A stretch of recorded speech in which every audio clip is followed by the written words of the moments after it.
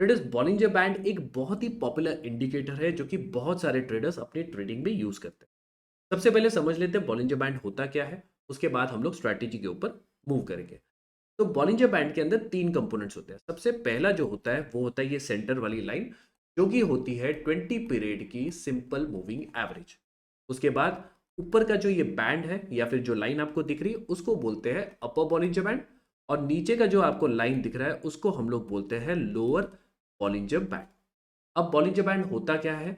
तो Bollinger band basically price की volatility को मेजर करता है। जैसे कि मैं आप लोगों को एग्जांपल से समझाता हूँ।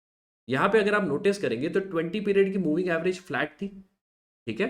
यहाँ पे अगर आप नोटिस करेंगे तो 20 पीरियड की मूविंग एवरेज राइजिंग थी। यहाँ पे अगेन थोड़ी सी डिक्लाइनिंग थी।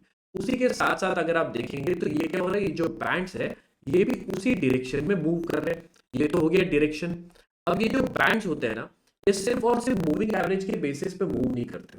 ये जो बैंड्स होते हैं ये दो चीजों को कंसिडर करते हैं। सबसे पहले तो मूविंग एवरेज हो गया, उसके अकॉर्डिंग ये मूव करेगा। एंड सेकंड होता है प्राइस में किस तरीके की वॉलेटिलिटी आ रही है। मतलब प्राइस ज्यादा अगर वॉलेटाइल होगी तो ये बैंड्स क्या करेंगे, एक्सपांड करेंगे। यहाँ पे अगर आप नोटिस करेंगे तो प्राइस एक छोटे रेंज में घूम रही थी, तो ये जो बैंड्स थे ये क्या थे, फ्लैट थे। ठीक है। तो यहाँ पे दो फेजेस होते हैं बॉलिंजर बैंड्स के।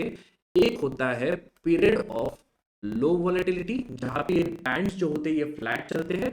और एक होता है पीरियड ऑफ हाई वॉलेटिलिटी, मतलब प्राइसेस यहाँ पे बहुत ज्यादा बड़े रेंज में मूव कर रही है। इसको आप लोग बोल सकते हो हाई वॉलेटिलिटी पीरियड, या फिर इसको एक एक्सपांशन भी आप बोल सकते हो। ठीक है। तो यहाँ पे दो फेजेस होते हैं। अब बॉलिंजर बैंड क्या होता है वो आई होप आप लोगों को ब्रीफली समझ में आ गया। बेसिकली ये वॉलेटिलिटी को मेजर करता है, बस यही चीज यहाँ पे है।